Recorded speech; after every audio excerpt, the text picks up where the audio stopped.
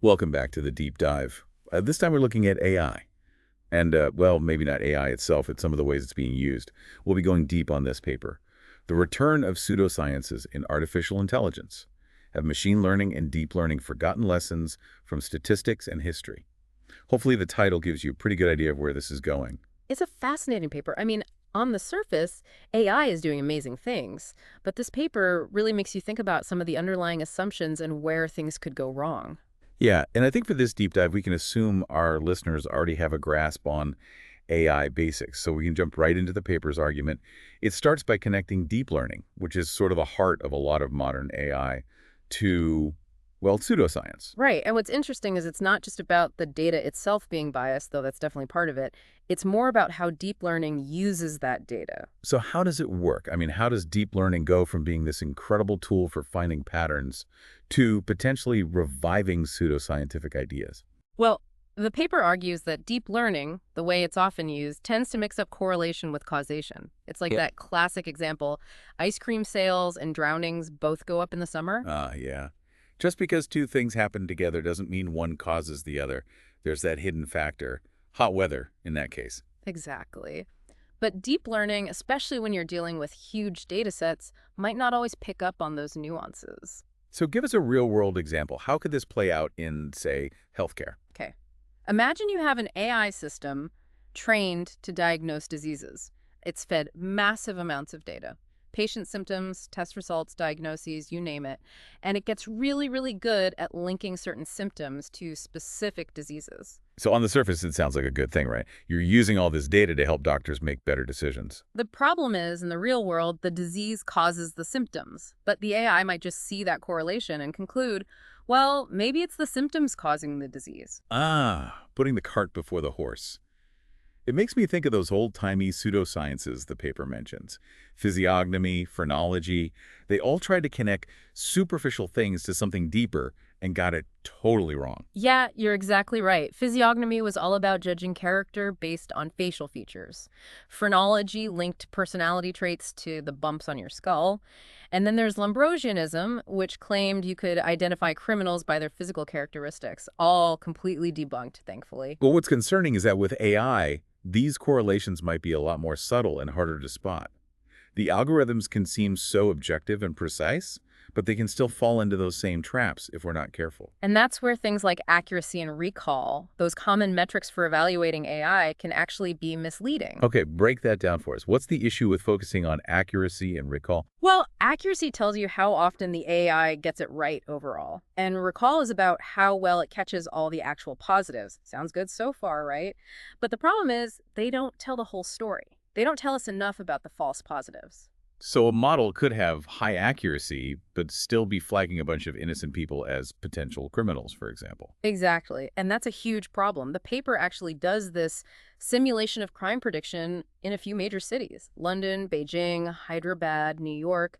And even with these supposedly high accuracy models, the number of false positives is alarmingly high. I imagine in the real world it'd be even worse. Those simulations probably don't capture all the nuances of how policing actually works. Absolutely. They don't account for things like repeat misidentifications or biases that already exist within law enforcement, so you could end up with this dangerous feedback loop where the AI is actually reinforcing existing prejudices. So the takeaway here is that it's not enough to just look at accuracy. We have to think about the real-world impact of those false positives, especially when it comes to sensitive areas like law enforcement. It's like the paper argues we can't just assume AI is theory-free just because it's data-driven. Right. I mean, the choice of data itself can be biased. Yeah. And the features the AI focuses on, those are all shaped by human decisions. It's not this purely objective process. Just like those old pseudosciences, right? They also claim to be objective, but their methods and interpretations were flawed from the beginning. And the paper makes a strong case that even if we could somehow create perfectly unbiased data, which is a huge challenge in itself, the very applications of AI can still perpetuate existing inequalities. So it seems like we're in this tricky situation where AI has this incredible potential, but also comes with these serious ethical concerns about bias and fairness. This is heavy stuff. It really is. But I think the paper does a great job of bringing these issues to light and forcing us to confront them head on. Like, let's stick with that crime prediction thing for a second.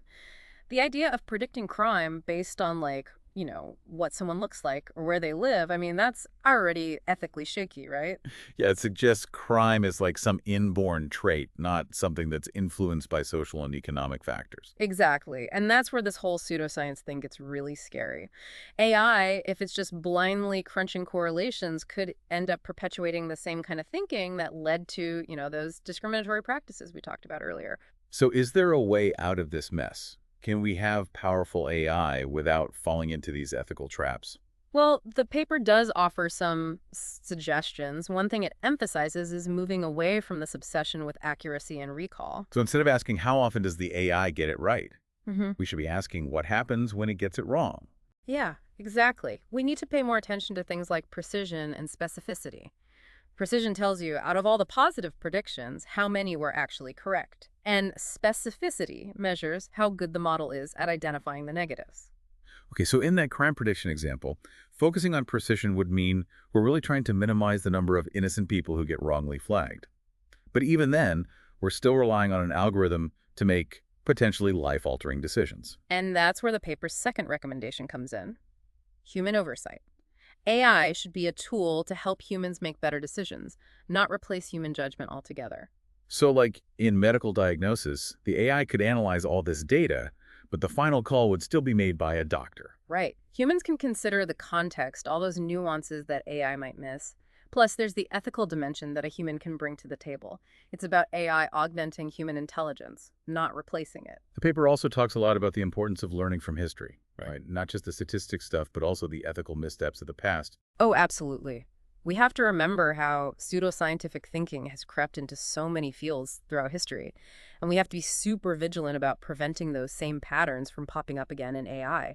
It's all about having that critical mindset, questioning assumptions, not just blindly trusting whatever the AI spits out. It's like we need this whole culture of ethical awareness within the field of AI itself.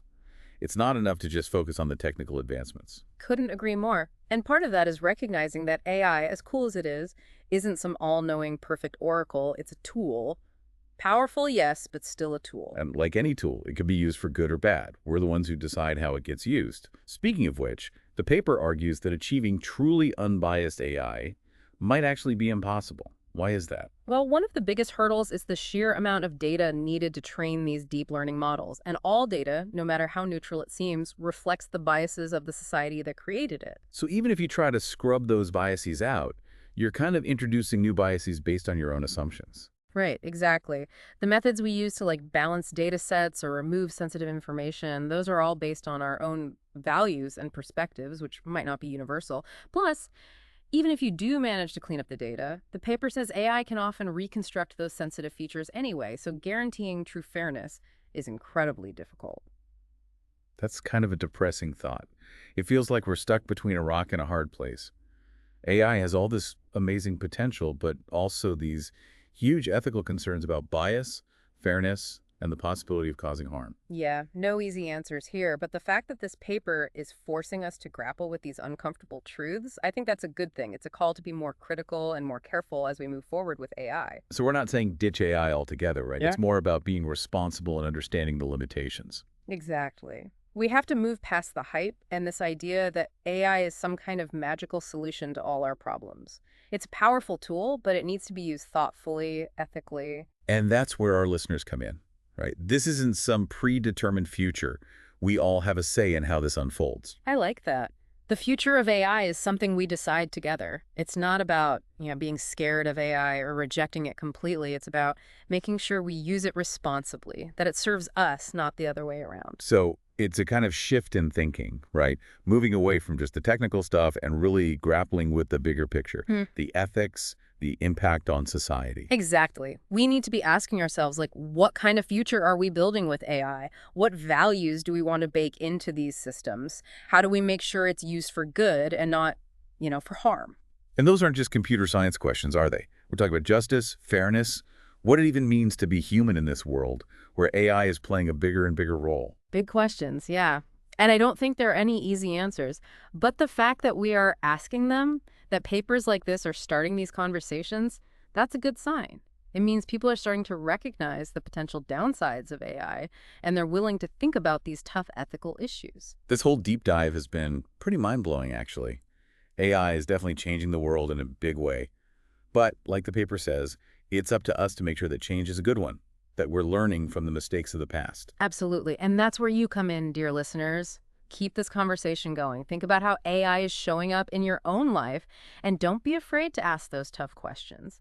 Is this technology being used responsibly, fairly, justly? It's not enough to just sit back and let it happen. We all need to be part of this conversation, to demand that these technologies are developed and used in a way that benefits everyone. So the next time you're using your smartphone or scrolling through your social media feed or even driving your car, take a sec to think about the AI that's making it all work. Ask yourself those questions. Is this AI being used ethically, responsibly? Because the future of AI, it's not set in stone. We get to decide what it looks like. We can make sure it reflects our values, that it helps us create a better world for everyone. Well said. Thanks for joining us on this deep dive. Keep learning, keep questioning, and keep pushing for a future where AI is a force for good in the world. That's it for this deep dive. We'll see you next time.